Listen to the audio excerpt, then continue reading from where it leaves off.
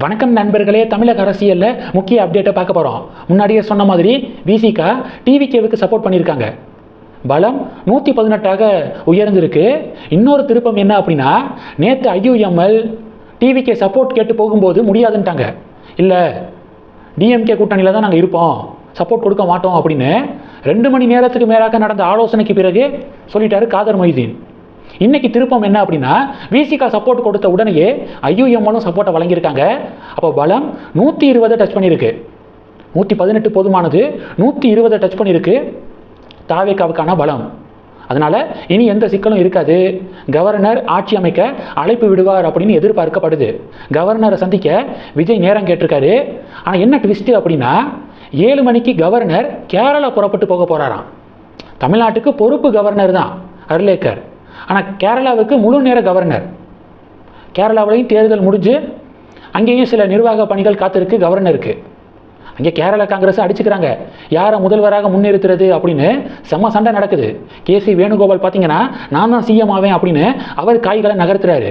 இன்னொரு பக்கம் சதீசன், யாரை வேணா சிஎம் ஆக்கிக்கோங்க, என்னை ஆக்குனா ஓகே, இல்லைன்னா நான் அமைச்சரவையில் இடம்பெற மாட்டேன், அதிகாரத்துலலாம் இடம்பெற மாட்டேன், எம்எல்ஏவாக மட்டும்தான் இருப்பேன் அப்படின்னு ஒரு பக்கம் சதீசன்.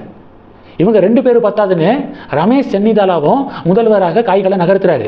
கேரளா காங்கிரஸ் பயங்கர ஃபைட் மோடில் இருக்குது. அதனால முதல்வர் வேட்பாளர் யார் அப்படின்னு முடிவெடுக்கிறதுல பயங்கர சிக்கல். அட போங்கப்பா அப்படின்னு ராகுல் காந்தி கிளம்பிட்டாரு. அதனால் கேரளாவிலையும் புதிய அரசு பதவியேற்க இருக்குது. அது சம்மந்தப்பட்ட நிர்வாக பணிகளுக்காக கவர்னர் கேரளா புறப்படுறாரு 7:10. விஜய் அதுக்குள்ளே சந்திக்கிறதுக்கு நேரம் கேட்டிருக்காரு. கவர்னர் ஓகே சொல்லுவாரா இல்லையா அப்படிங்கிறத பொறுத்திருந்து பார்க்கலாம்.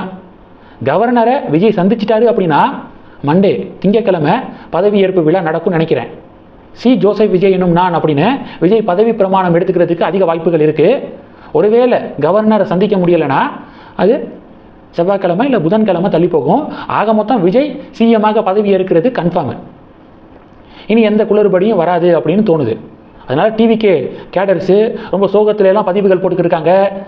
திருநெல்வேலியில் ஒருத்தர் மண்ணெண்ணெயை ஊற்றி கொளுத்திக்கிட்டாரு, சென்னையில் ஒருத்தர் பிளேடால் அறுத்துக்கிட்டாரு.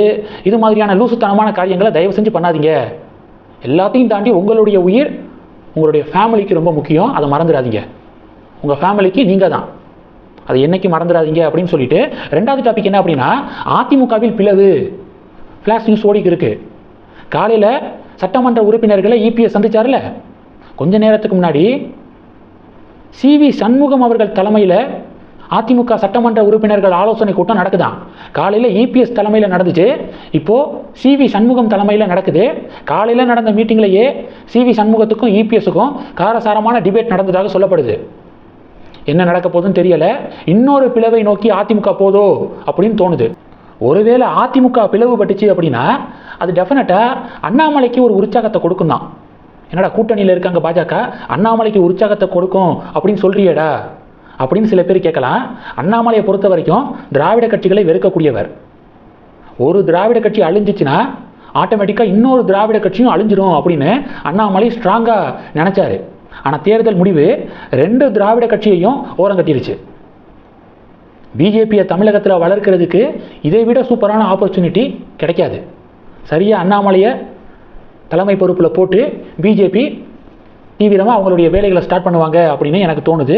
ஆக மொத்தம் இனி திராவிட கட்சிகளுக்கு தமிழகத்தில் ஸ்கோப் இல்லை. திமுகவோட கூட்டணியில் இருந்த எல்லா கட்சிகளும் அந்த பக்கத்து வந்துட்டாங்களே, டிவிகேவை நோக்கி நகர்ந்துட்டாங்களே, திமுக தனித்து விடப்பட்டிருக்கு.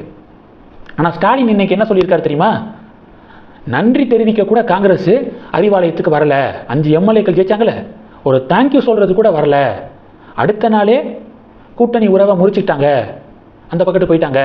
ஆனால் கம்யூனிஸ்ட்டு விசிகெல்லாம் பாருங்கள், வெளியிலேருந்து தான் ஆதரவு, கூட்டணி கிடையாது அப்படின்னு சொல்லியிருக்காங்க. திமுக மேலே அவங்க நம்பிக்கை வச்சுருக்காங்க அப்படின்னு ஸ்டாலின் ஒரு பதிவு போட்டிருக்காரு.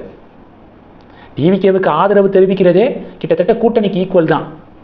2029 பாராளுமன்ற தேர்தலில் டிவிகே தலைமையிலான கூட்டணியில் காங்கிரஸ், விசிகா, கம்யூனிஸ்டெல்லாம் இடம்பெறுவாங்க.